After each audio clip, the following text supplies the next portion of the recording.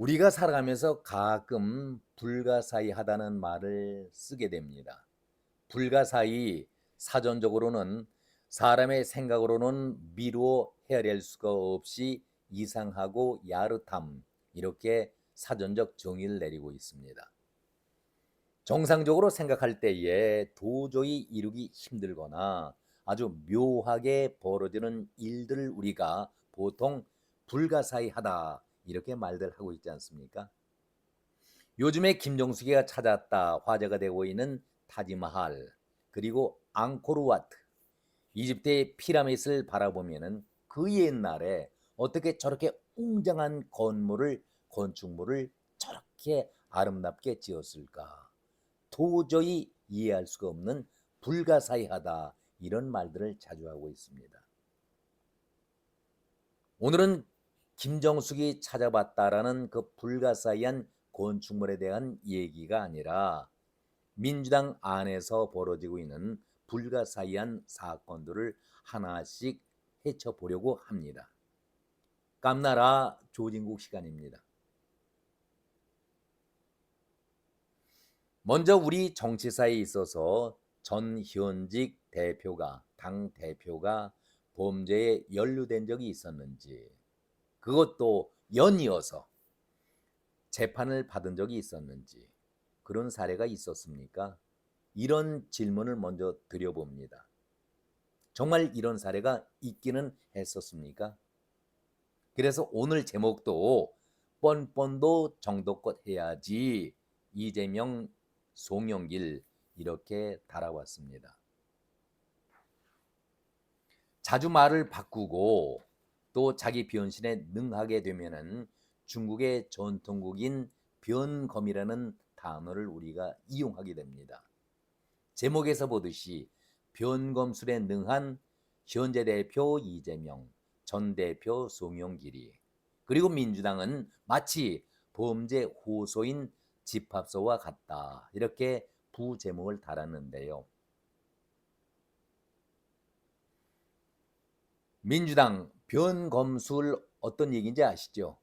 변할 변자에 눈꺼풀 검, 그러니까 중국 전통국에서 가면을 쓰면서 자기의 모습을 감추고 자주 형태를 바꾸는 그 기술이 능한 사람을 변검술에 능하다, 이렇게 얘기를 하고 있습니다. 마치 이재명과 송영길을 보는 듯 그런 느낌을 받고 있습니다.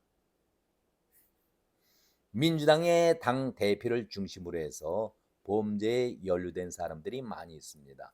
혐의를 받고 있는 사람들, 또 고소와 고발을 당하고 있는 사람들이 꽤 많이 있죠. 범죄 호소인 제가 이렇게 사용하고 있습니다만은 사실 피해 호소인이라고 민주당의 남인순이 처음으로 사용하지 않았었습니까? 그래서 피해자에게 또 한 번의 2차 가해를 줬다, 언론의 비난을 받고 남인순이가 사과한 적도 있었는데, 아무튼 민주당 안에는 범죄 호소인들이 대단히 많다 하는 말씀을 먼저 드립니다.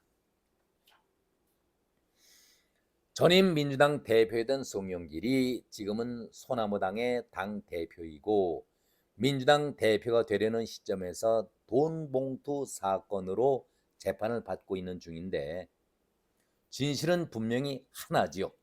그런데 이제는 완전히 남으로 돌아서서 상대를 집요하게 물고 늘어지고 있습니다.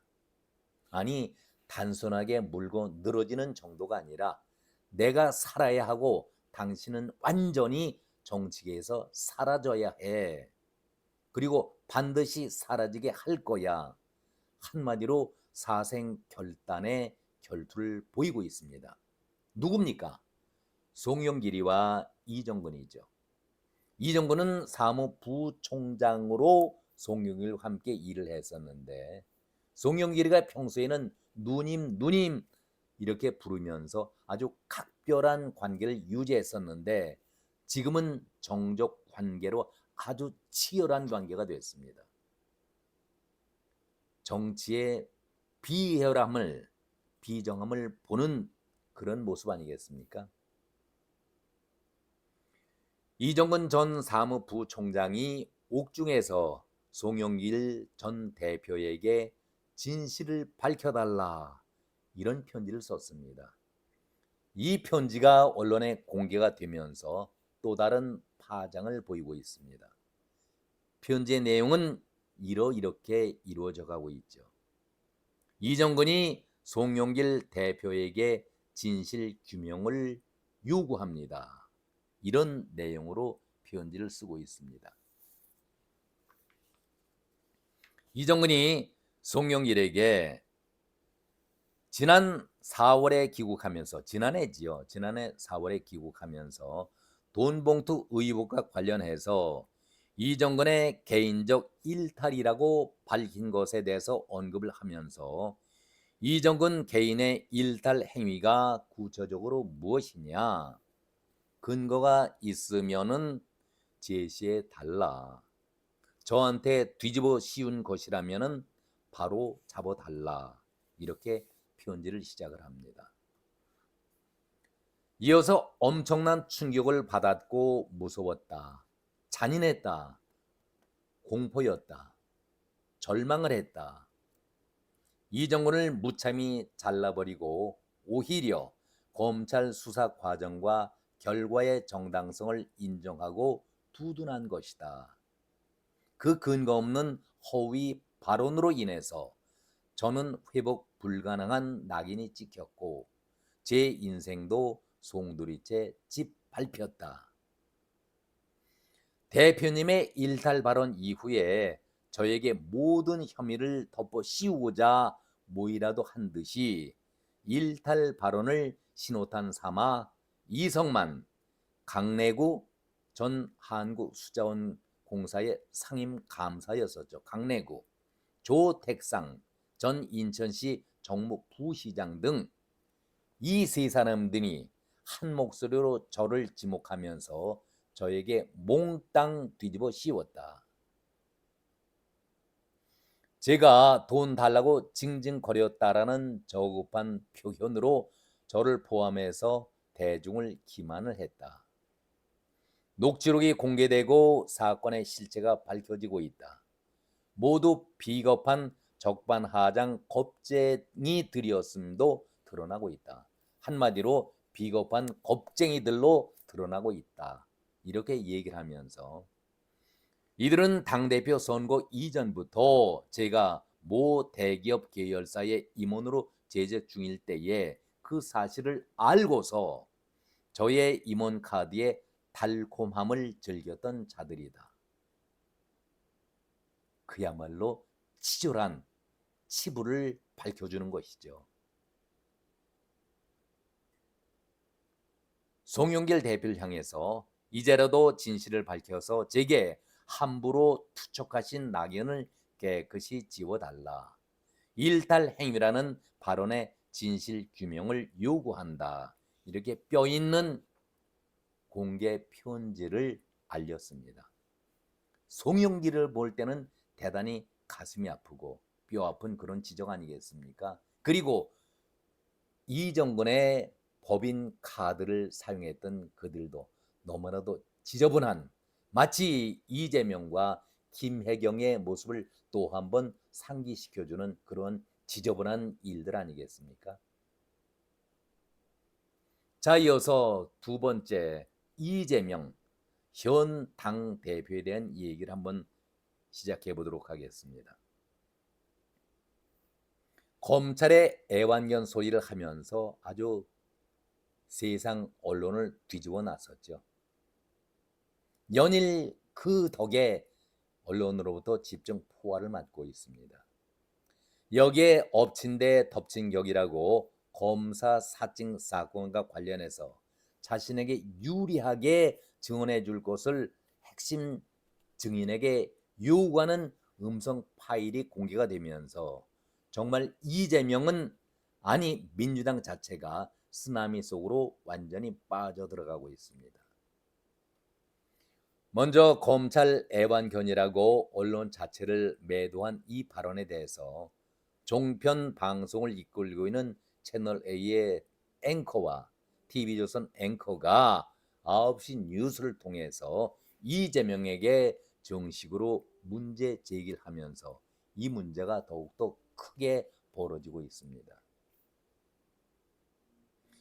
여기에 민주당이 이재명을 보호한다는 뜻으로 이 검찰의 애완견이라는 것은 언론학 용어이다, 이렇게 두둔하는 모양새를 보이자 완전히 확전 상태로 벌어지고 있는 것입니다.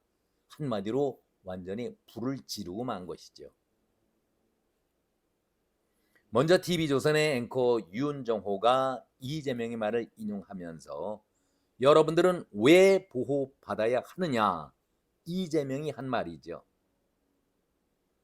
이것은 여의도 대통령다운 말 본세다, 이렇게 윤정호가 받아쳤습니다. 말 본세라는 거 아시죠? 말하는 태도나 모양새를 일컫는 그 말인데 말 본세다, 여의도 대통령다운 말 장난이다 하는 그 얘기 아니겠습니까?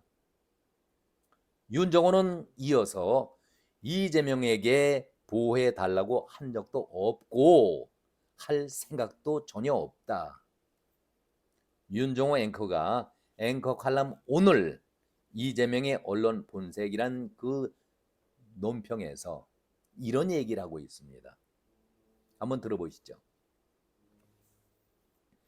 이재명 대표에게 보호해 달라는 적도 없고 할 생각도 전혀 없다. 아니, 이재명 대표가 언론이 검찰의 애완견처럼 열심히 왜곡 조작하고 있다며 여러분들이 왜 보호를 받아야 하느냐, 이런 말을 했는데 이제 너희는 보호받기 힘들다라는 협박이다. 이것은 기자들이 어떤 보호를 받고 있다는 건지 모르겠다. 이른바 여의도 대통령다운 말 본세다, 이렇게 비판을 했었죠. 윤정호가 한 얘기입니다.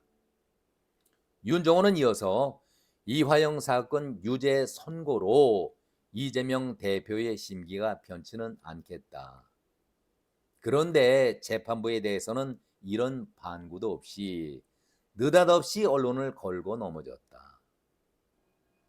유리한 보도는 진실이고 불리한 보도는 소설이라는 것이 이재명의 언론관인가, 이렇게 묻고 있습니다.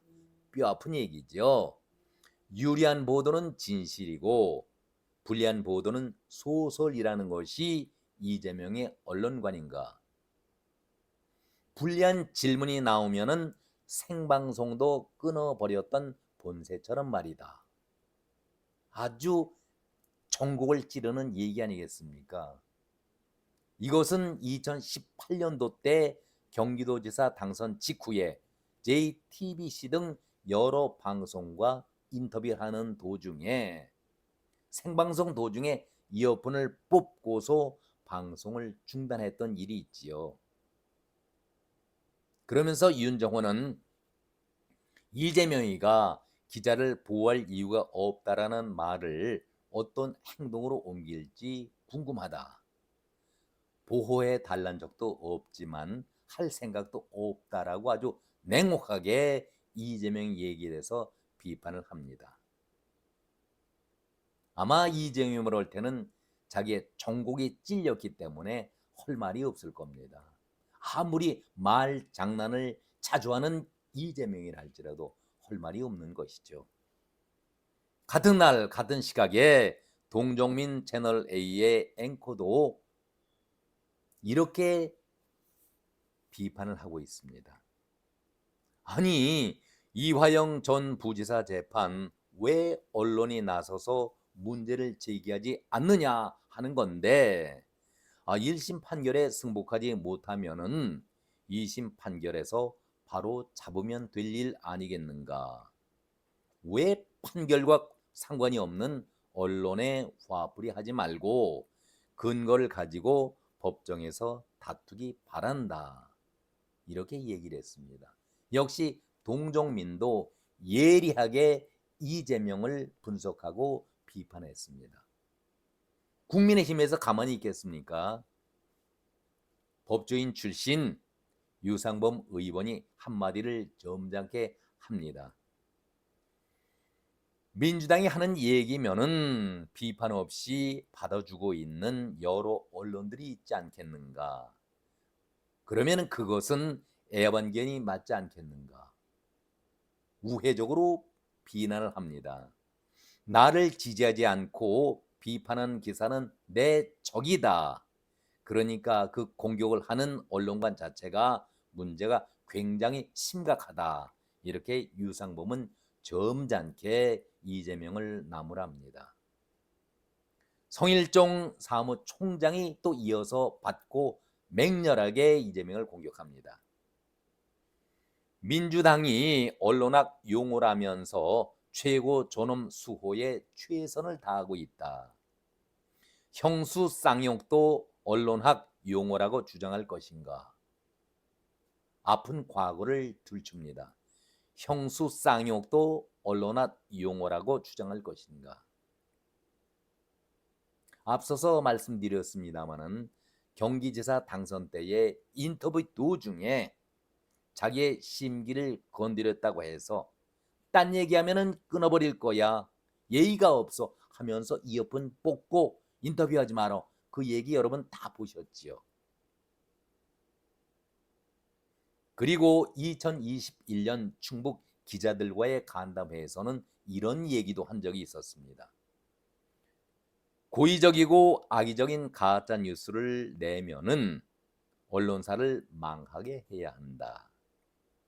언론에 대한 협박적 발언을 일삼아 왔었고 정치인 이재명 대표에게 언론이란 것은 무엇이냐 성일종 사무총장이 되묻고 있는 것 아니겠습니까? 아주 뼈아픈 지적들을 나름 의원들 그리고 방송 앵커들이 집중적으로 하고 있습니다. 앞에서 미리 결론을 제가 말씀을 드렸지요. 우리 정치사에서 전현직 당대표가 법정에 서야 하는 사례가 있었는가? 이 사실 자체 하나만으로도 입이 열이 있어도 지금은 구차한 변명을 할 때가 아니지요. 무조건 부끄럽다, 면목이 없다, 사죄 드린다 이런 말이 필요할 때이지 아니 방귀 낀 놈이 성과를 낸다고 부끄러워할 줄도 모르는 것이 오히려 국민들이 부끄러워하고 있습니다. 이런 사람을 의원으로 뽑았고 당 대표로 만들었나 자괴감을 느낀다는 그런 얘기 아니겠습니까? 방귀 낀 놈들은 성과를 내는데 국민들이 오히려 부끄러워하고 있다는 그 심정을 본인들이 알아야 한다는 얘기입니다. 제가 앞에서 중국 전통국 변검을 말씀드렸지만은 왜 우리 정치가 언제까지 위선 속에 가면 속에서 이렇게 가면 놀이를 해야 합니까? 우리 정치가 썩었다 해도 과거에는 부끄러움도 알고 물러서는 양심도 갖고 있었는데 요즘에는 방탄이라는 옷을 입기 위해서 국회에 기 쓰고 들어가려고 얼마나 애를 씁니까? 추잡한 행동들을 하고 있습니까? 이번에 배지를 단 의원들이 4년 임기를 제대로 맞출 수 있는 사람들이 얼마나 될까? 중도에 배지를 내놓게 된다면은 그 자리에 국민들은 또 혈세로 선거를 치러야 하지 않겠습니까? 왜 국민들이 이런 고통을 당해야 합니까? 왜 이런 악순환의 고리가 계속 이어질까 걱정이 됩니다. 맹자가 이런 얘기를 했었죠. 사람에게는 사단, 인의 예지를 갖춰야 한다. 인성, 사람이 되고자 한다면은 동물과 달리 인성을 갖춰야 한다. 바로 인의 예지를 갖춰야 한다고 말하고 있는데 우리 국회에서 맹자가 말하고 있는 인성을 갖춘 사람들이 과연 얼마나 될까? 이런 생각을 하면은 참으로 우리 국회가 안쓰럽고 정말 부끄럽습니다. 유럽의 국회 특히 북유럽 쪽의 덴마크라든가 스웨덴의 의회 참 부럽습니다. 정말 부럽습니다. 우리는 언제나 이렇게 북유럽 쪽에 덴마크라든가 스웨덴의 모범적인 의원들을 우리의 의원들로 모신다고, 이럴 때는 모신다는 표현을 쓰고 싶습니다. 그럴 때가 올지 정말 걱정이 됩니다. 앞에서 제목으로 말씀드렸던 것처럼 불가사의한 내용, 이것을 집중적으로 두세 번 정도 더 여러분과 함께 의논을 해보고자 합니다. 불가사의한 문제 첫 번째, 불가사의한 문제 두 번째, 이런 식으로 몇 차례에 걸쳐서 나누어서 방송을 한번 해보도록 하겠습니다. 오늘은 여기까지입니다. 고맙습니다.